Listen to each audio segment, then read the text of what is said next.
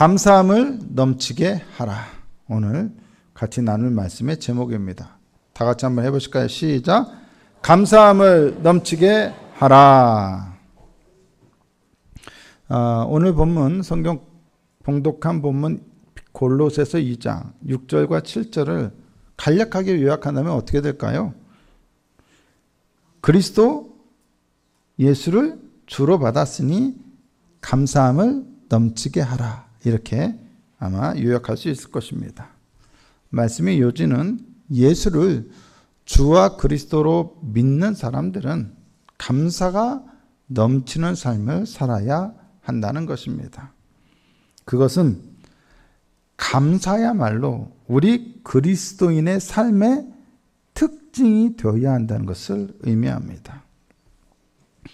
여러 가지 점에서 골로새서는 성경의 많은 책 중에 빌립보서와 유사한 점이 많고 또 비교되는 점이 있습니다. 빌립보서와 골로새서는 모두 바울이 감옥에 갇혔을 때 써보낸 편지입니다. 옥중 서신이라고 말하죠. 이 바울이 감옥에 갇힌 것 때문에 빌립보 성도들은 염려를 아주 많이 했습니다. 자신들의 사도이자 또 목사이자 개척자였던 바울이 감옥에 갇히니까 얼마나 염려를 많이 했겠습니까? 바울은 그 빌립보 교회를 세운 사람 아닙니까? 너무 염려하니까 그런 소식을 전해 듣고 바울은 의도적으로 빌립보서에 써보내면서 편지를 써보내면서 빌립보 성도들에게 의도적으로 반복해서 기뻐하라고 권면합니다. 염려하지 말고 기뻐하라는 거죠. 그래서 빌립보서 4장 4절에 보면 주 안에서 항상 기뻐하라. 내가 다시 말하노니 기뻐하라. 이게 다시 말한다는 얘기는 뭐예요? 강조잖아요. 그러니까 내가 정말 하고 싶은 얘기는 뭐라는 거예요? 염려가 아니라 나를 염려해 주는 거 좋은데 그렇게 계속 염려하지 말고 뭐하라? 기뻐하라. 내가 매이고 갇힌 것 때문에 염려하지 말고 복음을 위하여 기뻐하라. 기뻐하라는 말이 여러 번 반복되어서 나오기 때문에 빌립보서를 가리켜서 뭐라고 부릅니까? 기쁨의 서신이라고 말합니다. 그러면 골로새서는 어떨까요? 비슷한 내용도 있고 비슷한 부분이 있어요. 하지만 빌립보 교회와 골로새 교회는 결정적으로 중요한 점에서 차이가 납니다. 아까도 말씀드렸듯이 빌립보 교회는 바울이 직접 세운 교회입니다.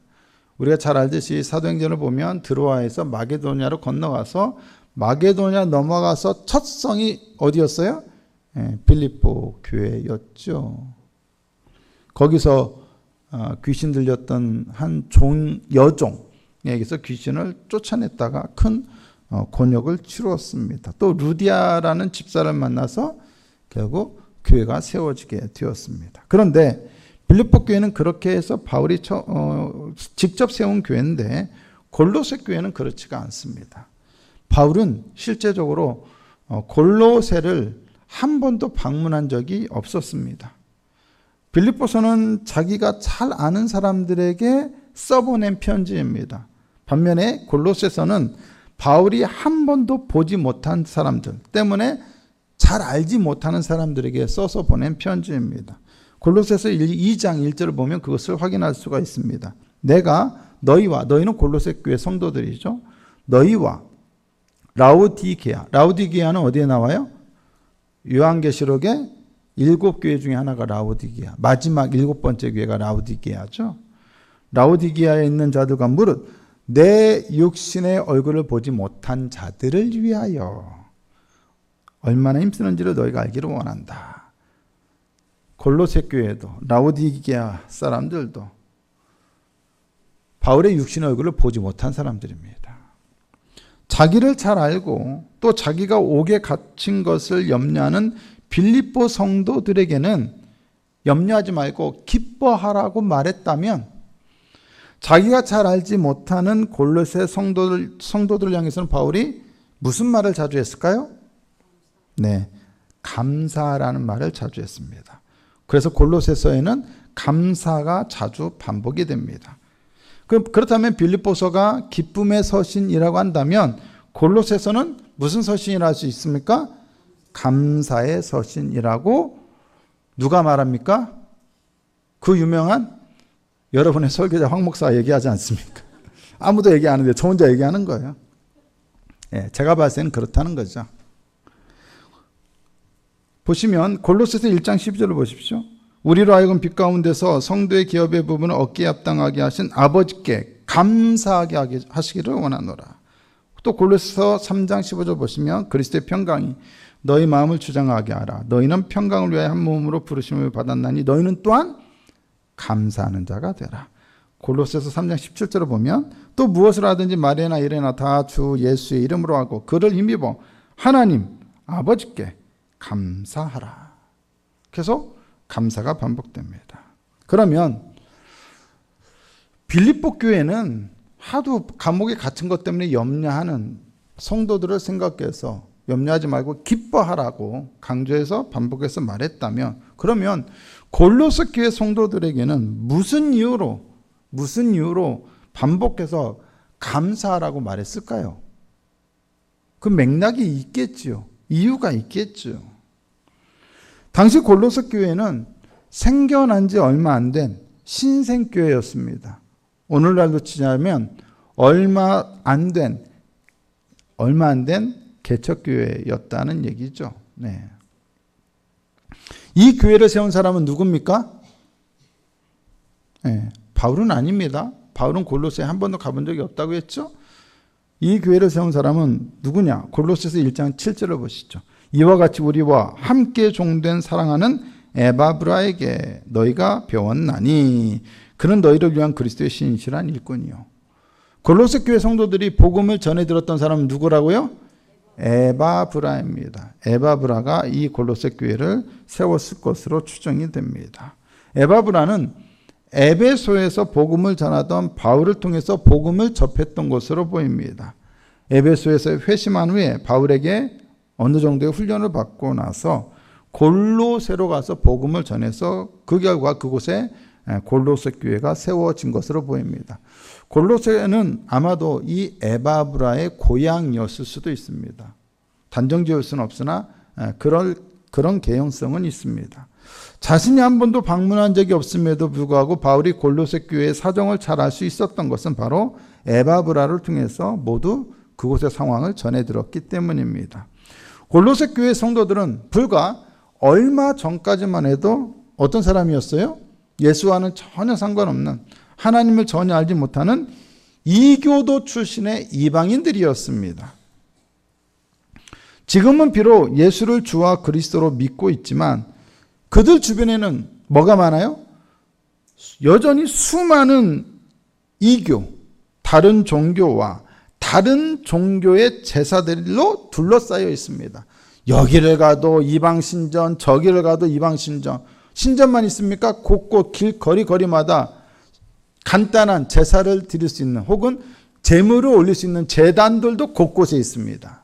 요르단에 가보시면 페트라 아시죠? 페트라는 다 아실 텐데, 페트라 가보시면 페트라 안으로 들어가는 길이 쭉 있어요.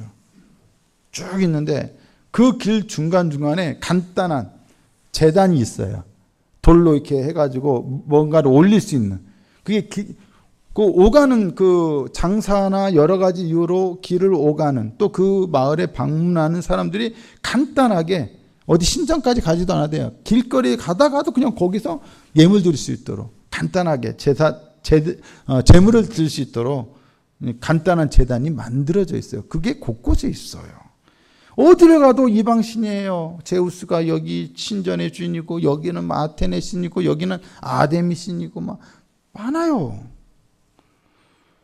그렇다는 얘기는 이제 막 신앙생활을 시작한 그들에게는 언제나 그들의 신앙을 혼란스럽게 만들 수 있는 불안 요소들이 늘 주변에 가득했음을 의미합니다. 그런데 이방 종교뿐만이 아니에요. 그런 그들의 신앙을 혼란스럽게 만들 수 있는 것 중에서 그들을 가장 영적으로 혼란스럽게 만들고 그들을 가장 매력 극적으로 그들에게 보였던 것은 바로 무엇이었을까요? 기독교와 매우 유사해 보였던 유대교였습니다. 당시 조사에 따르면 당시 골로새에서 약 16km 떨어진 라오디게아 주변에는 약 11,000여 명의 유대인 성인 남자들이 거주했던 것으로 추정이 된다고 합니다. 유대교는 대단히 비도덕적이고 비상식적이고 혼란스러운 당시의 각종 이방 종교들, 오늘날 그걸로 뭐라고 말하냐? 컬트라고 그래, 컬트. 이교 종교들에 비해서 매우 체계적이고 또 도덕적이었기 때문에 많은 이방인들에게 상당한 매력을 주는 종교였습니다. 사도행전을 보시면 바울이 항상 어디를 가든 어디부터 갑니까? 어디부터 들려서 복음을 전했습니까? 회당에 들어가서 복음을 전했습니다. 근데 그 회당에는 당연히 유대인들이 있지만 유대인들 외에도 또 누가 있었느냐? 하나님을 경외하는 자들이라고 불리는 사람들이 있었습니다. 그럼 하나님을 경외하는 자들은 누구예요? 당연히 하나님을 믿는 사람들이겠죠. 근데 왜 그들은 유대인이라고 말하지 않고 하나님을 경외하는 자들이라고 말합니까? 그들은 다 이방인들이었습니다. 이방인들로서 뭔가 유대교의 매력을 느끼고 유대교의 회당에 와서 제사를 드리고 예배를 드리는데 다만 유대인들처럼 할례를 받고 개종하지는 않은 거예요. 할례까지는 안 받아요. 할례를 받아야만 유대인이 되는데 아직 할례는 안 받아요. 그래서 그들을 뭐라고 말해요? 하나님을 경외하는 자들이라고 말해요. 오늘날로 치자면 교회에 와서 예배를 드리는데 아직 예수를 막 잘 믿겠다, 아직 이런 마음이 안 드는 뭐 일종의 구도자 정도 되는 사람들이라 할 수 있겠죠.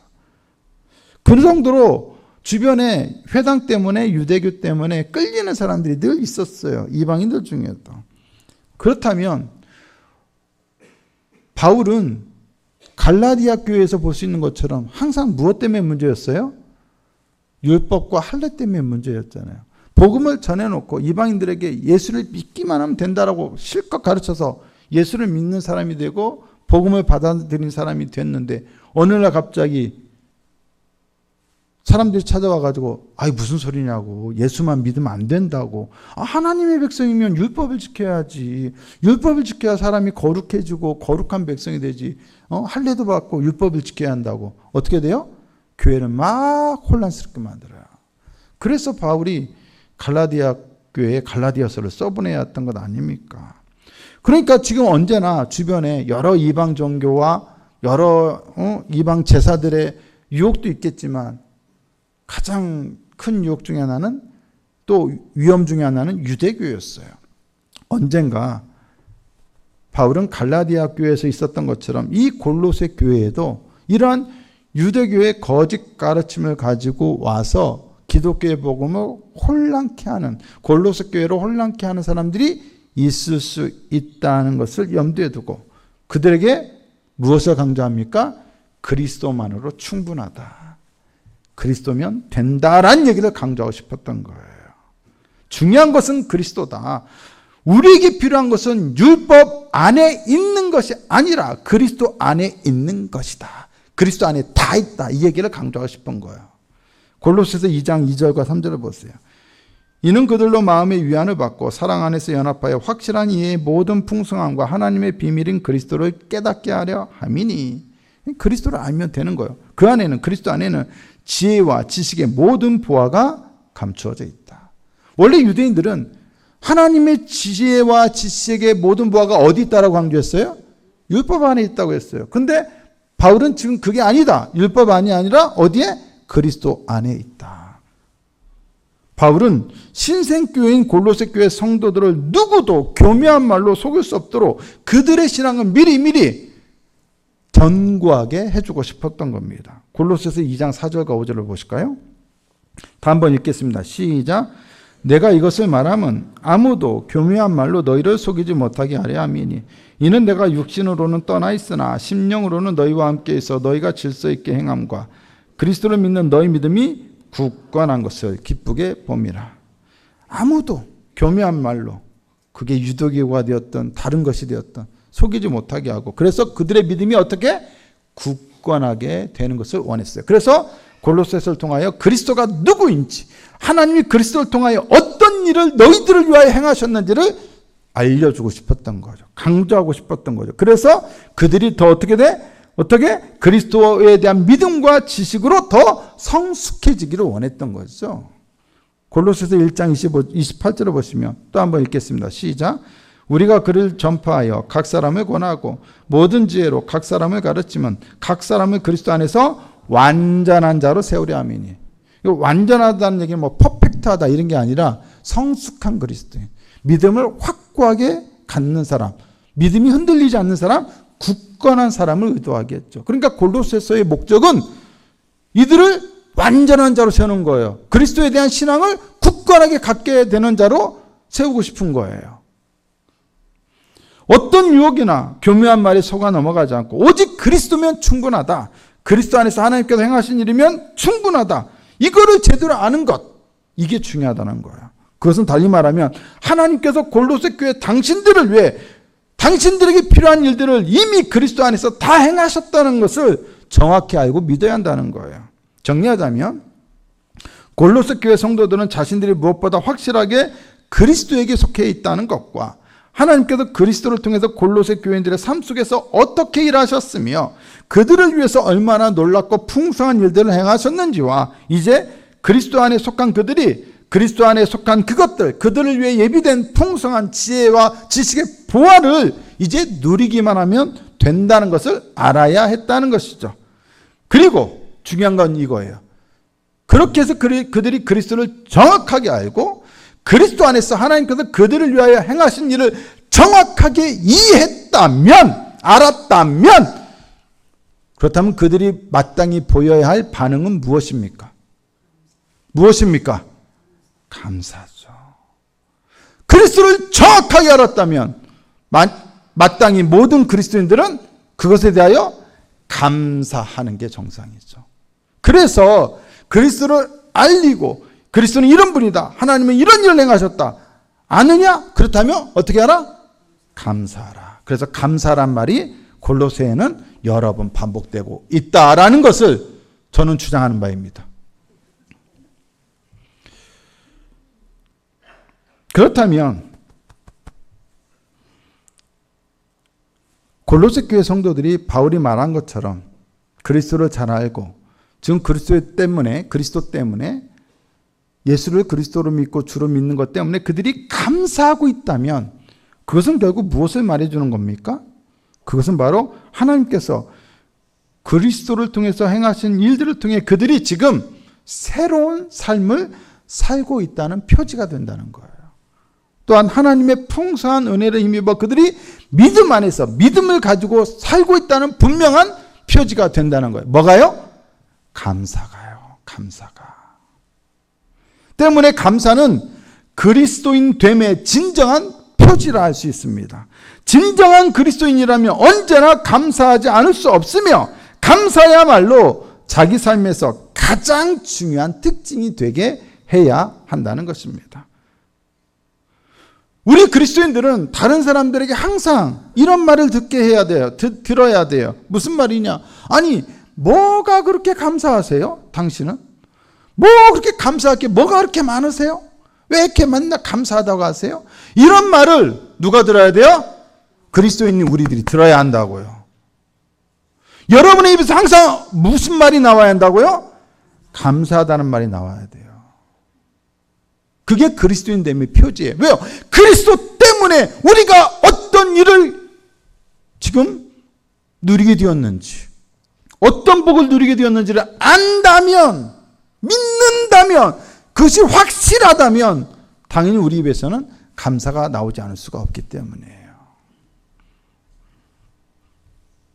때문에 감사가 없다는 것, 감사를 잊어버렸다는 것은 그리스도인들에게는 영적으로 볼 때 아주 위험하다는 것을 경고해주는 적신호가 되는 것입니다. 왜 그렇습니까? 하나님께서 자신을 위해 그리스도를 통해서 행하신 놀라운 일들에 대한 확신과 이해가 아예 사라졌거나 아니면 약해졌다는 것을 의미하기 때문입니다. 머리와 생각과 입으로는 그리스도를 믿는다고 하지만 실제로는 그 믿음이 영혼 깊숙한 곳까지 온전히 전달되지 않는 거예요. 영혼과 마음이 움직여져야 우리의 삶이 변화되는 것인데, 우리가 말만 한다고, 생각만 한다고, 마음속에 품고 있다고 그것만으로는 변화가 안 되는 거예요.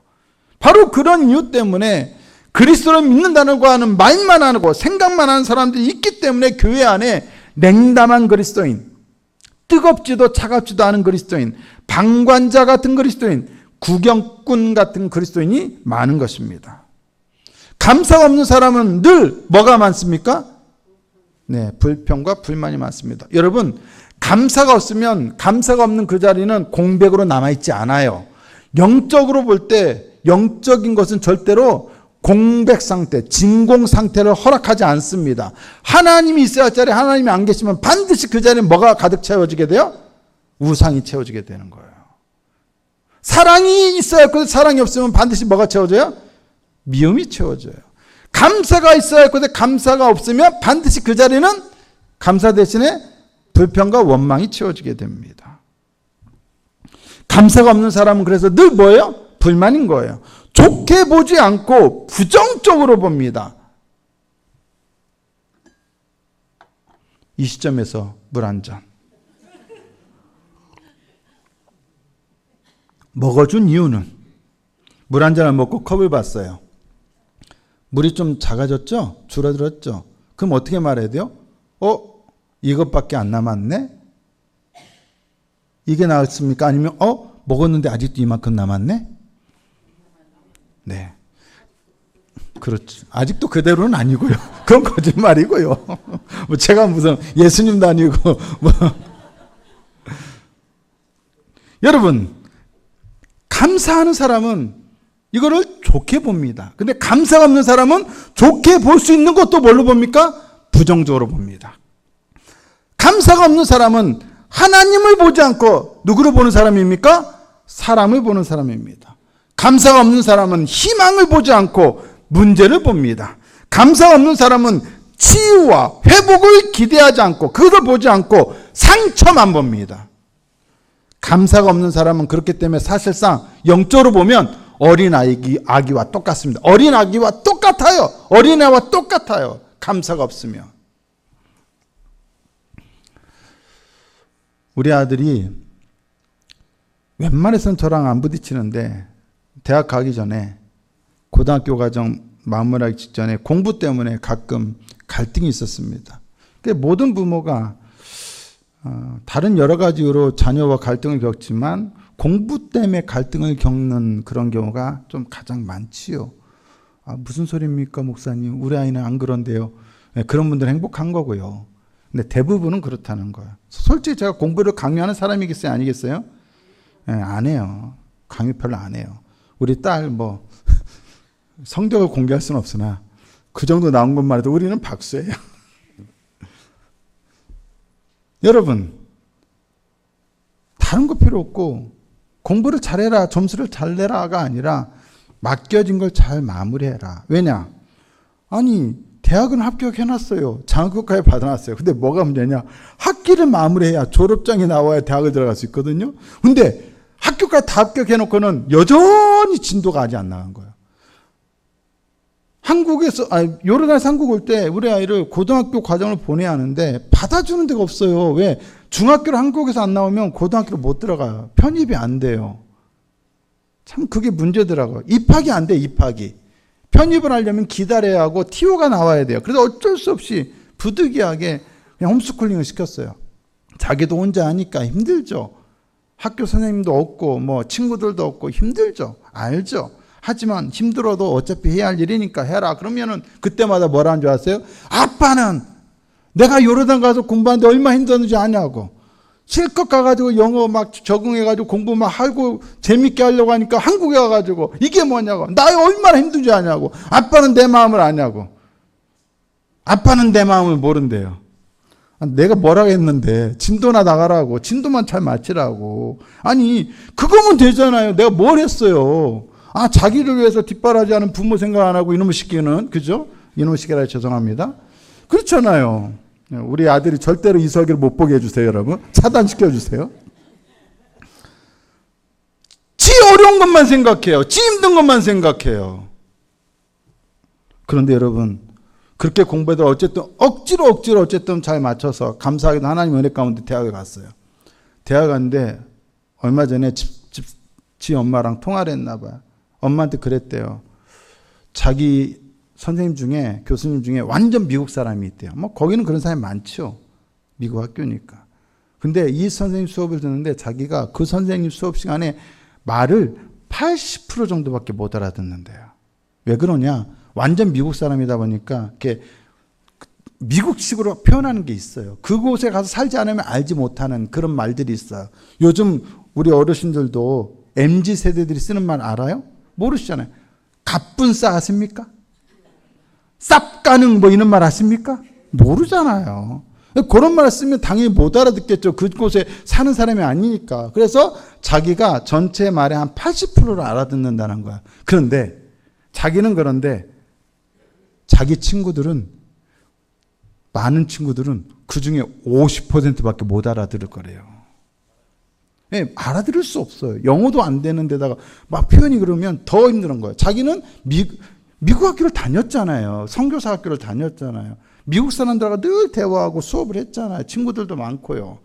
근데 그게 안 된 아이들은 못 알아듣는 거예요. 지금 결과적으로 자기는 그때 뭐 힘들었다 어땠다 막 해놓고는 지금 뭐예요?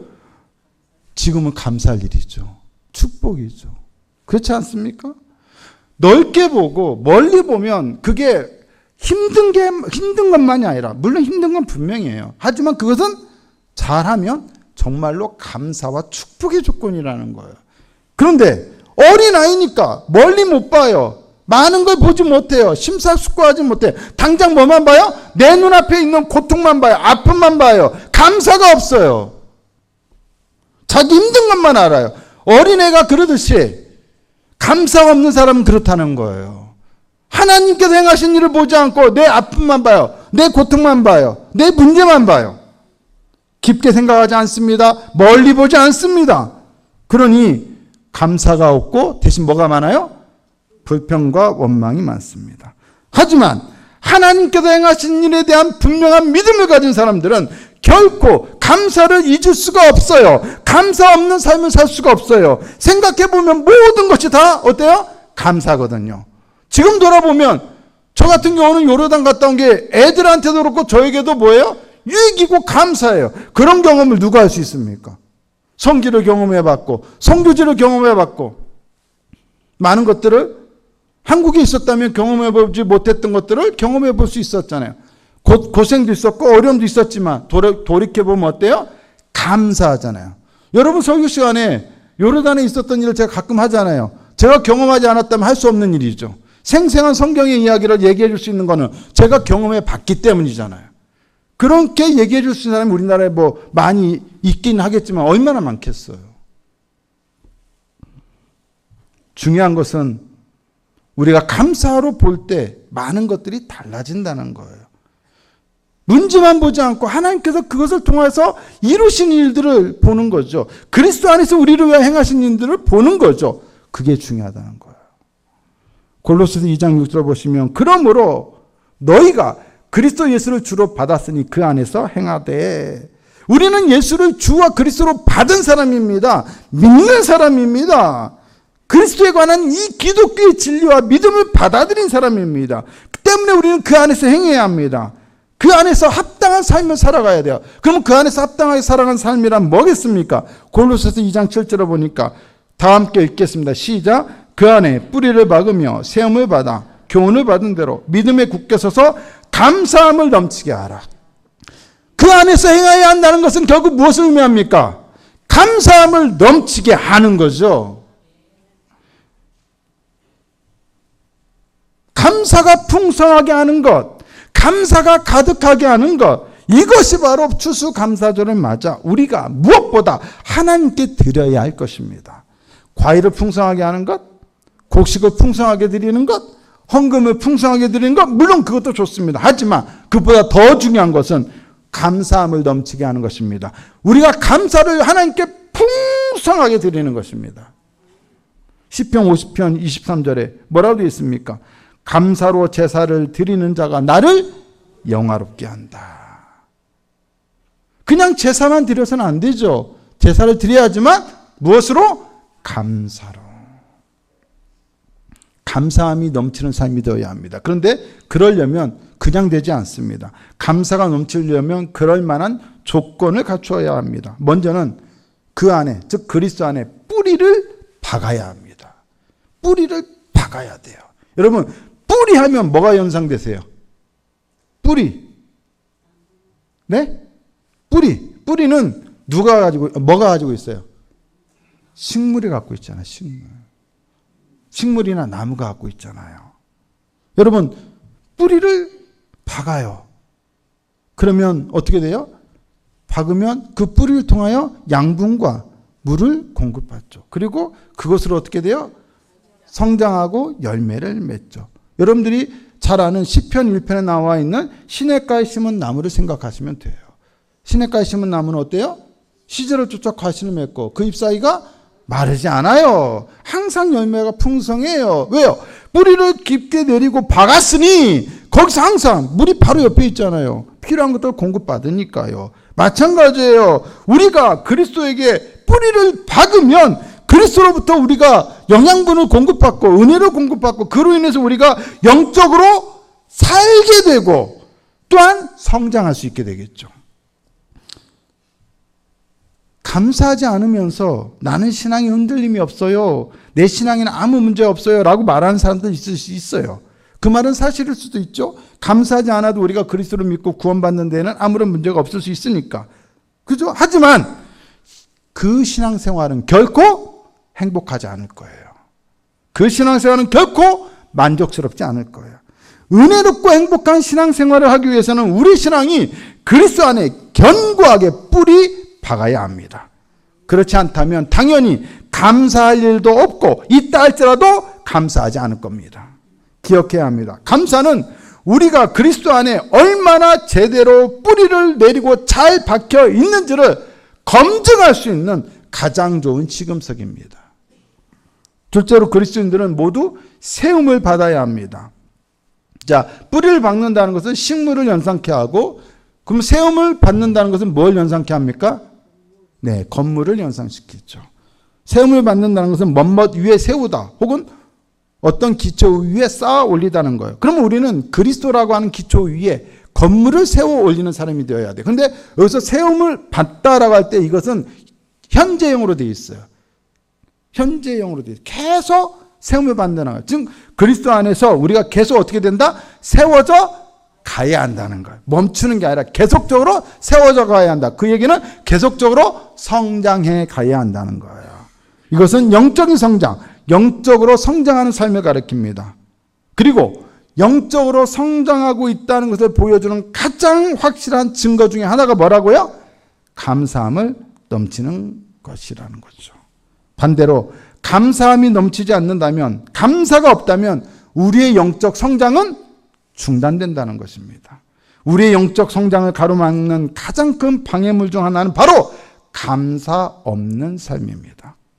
감사는 우리 신앙을 성장시키고 성장한 신앙은 더욱 감사가 넘치는 삶이 되게 만듭니다. 하지만 감사가 없는 삶은 신앙의 성장을 가로막고 성장하지 못하는 신앙의 삶은 감사 대신에 불만과 원망과 불평만 가득한 삶이 되게 만듭니다. 성장하는 사람일수록, 성숙한 사람일수록 뭘 얘기합니까? 감사를 얘기합니다. 우리 교회 나이 많으신 권사님들, 장로님들 만나면 감사합니다, 감사합니다 그래요. 예전에 제가 요양원에 권사님을 신방했더니 처음 뵀을 때 목사님 감사합니다, 우리 교회 와주셔서 감사합니다. 처음부터 끝까지 다 감사합니다만 얘기하시더라고요. 그 자리에 그때 뵀던 분이 지금 이 자리에 안 앉아 계세요.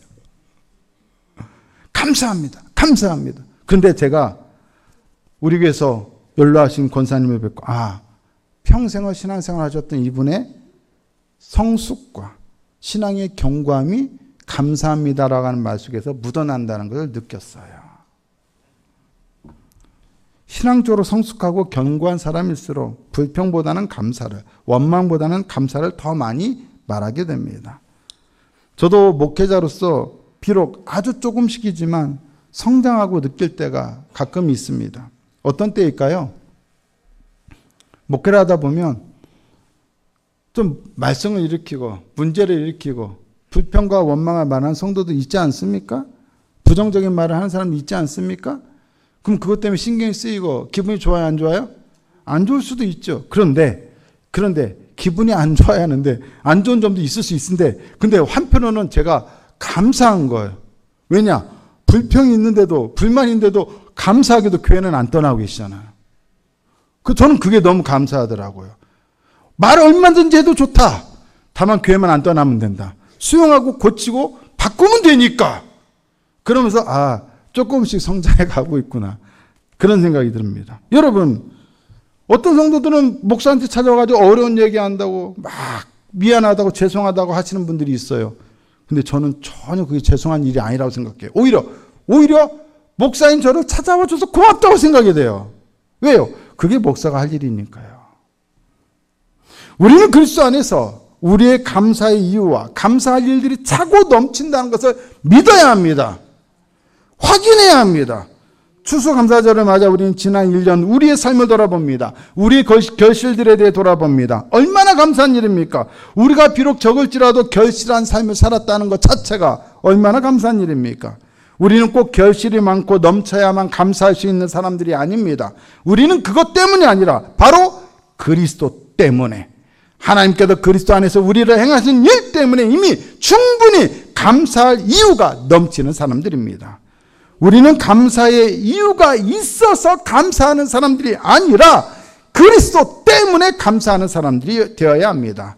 우리는 일부러 감사하기 위해서 감사의 이유를 막 찾기 위해서 애쓰는 사람들이 아니라 그리스도 안에 뿌리를 받고 세워져 가기 위해 그분을 온 마음과 온 뜻과 정성을 다해 섬기기 위해 애쓰는 사람들이 되어야 합니다.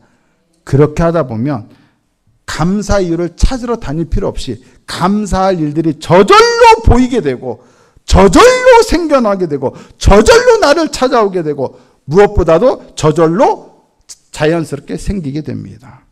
감사 이유를 찾을 필요도 없이 감사할 일들이 나를 찾아오게 됩니다. 그래서 그리스도 안에 있는 사람들에게는 감사함이 넘치게 되는 것입니다. 골로새서 1장 29절을 봅니다. 같이 한번 읽어보실까요? 시작. 이를 위하여 나도 내 속에서 능력으로 역사하시는 이의 역사를 따라 힘을 다하여 수고하노라. 바울은 우리가 잘 알듯이 위대한 사도였습니다. 그가 이룬 업적은 기독교 2000년 역사에서 전무후무할 정도로 막강했습니다. 기독교 2000년의 역사는 사도 바울에게 진 빚이 아주 큽니다. 그는 위대한 사도입니다. 예수님이 12제자 안에 들어가 있지도 않은데도 그는 사도 중에서도 가장 훌륭한 사람 중에 한 사람이었습니다. 그는 가장 위대한 하나님의 종이고 일꾼입니다. 그는 기독교 역사에서 참으로 크고 위대한 일을 이루었습니다. 그가 힘을 다하여 이룬 이 수고는 얼마나 대단합니까? 하지만 그 엄청난 수고에도 불구하고 그는 무엇이라고 말합니까?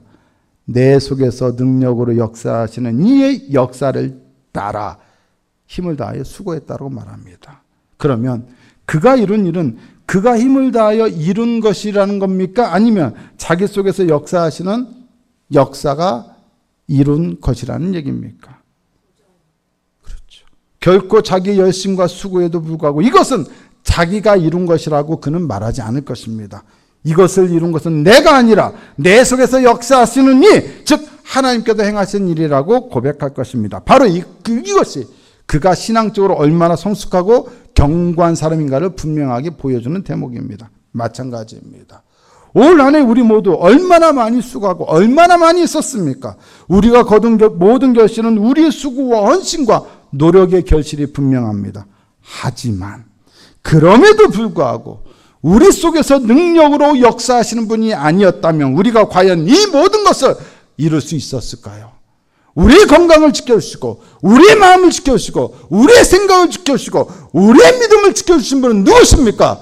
내 속에서 역사하시는 그분이 아니었습니까? 하다 보면 우리는 그렇잖아요. 막 뭔가를 하다 보면 누가 막 싫은 소리하고 귀에 거슬리는 소리하고 마음 상한 일하면 우리는 당장 그 일하다가도 어때요? 나 안 해! 하고 탁 탁 때려치고 가잖아요. 혹시 우리 여자분들 설거지할 때 그런 일 많이 있지 않았습니까? 집에서 청소하다가 남자분들 그런 일 있지 않습니까? 갑자기 빨래 막 널고 있는데 뭐 잔소리 들어요. 나 안 해! 탁! 직장에서도 열심히 하다가 속상한 일 있으면 어때요? 나 안 해! 하고 때려치고 그만두고 싶은 생각이 들 때가 한두 번이 아니지 않습니까? 교회에서도 봉사 열심히 하고 있는데 마음 상하는 일이 있어요. 상처받는 일이 있어요. 그럼 어때요? 나 안 해! 하고 때려치고 싶은데 여러분 그렇게 했습니까? 안 했습니까? 안 했어요. 누구 때문이에요? 그리스도께서, 성령께서 여러분의 마음을 지켜주셨기 때문입니다. 직장이고 생업이고 건강이고 우리의 가정이고 자녀들고 마음에 안 드는 건 투성입니다. 하지만 나 안 해! 하고 때려치지 않고 끝까지 힘을 다해 수고할 수 있었습니다. 무엇 때문입니까? 여러분 속에서 역사하시는 그분이 여러분을 끝까지 붙들어 주셨기 때문이죠. 그렇다면 오늘 우리가 결실한 것, 우리가 추수한 것은 단지 우리의 수고 때문만이 아니라 우리 속에서 역사하시는 그분의 능력이 있었기 때문에 우리가 이것을 결실할 수 있었던 것이죠. 그렇다면 이 모든 것을 우리가 분명히 믿고 인정한다면 우리 안에 뭐가 가득해야 합니까? 그것에 대한 감사. 그래서 감사함을 넘치게 하라는 것입니다. 우리는 온전히 주님께만 감사합니다. 그리고 주님께 우리의 감사의 마음을 넘치게 드려야 합니다. 추수감사절을 맞아 저도 그리스도를 전하면서 사도 바울처럼 여러분들께 다시 한번 권면합니다. 무엇을 권면해야겠습니까? 시작! 감사함을 넘치게 하라. 다시 한번 감사함을 넘치게 하라. 할렐루야!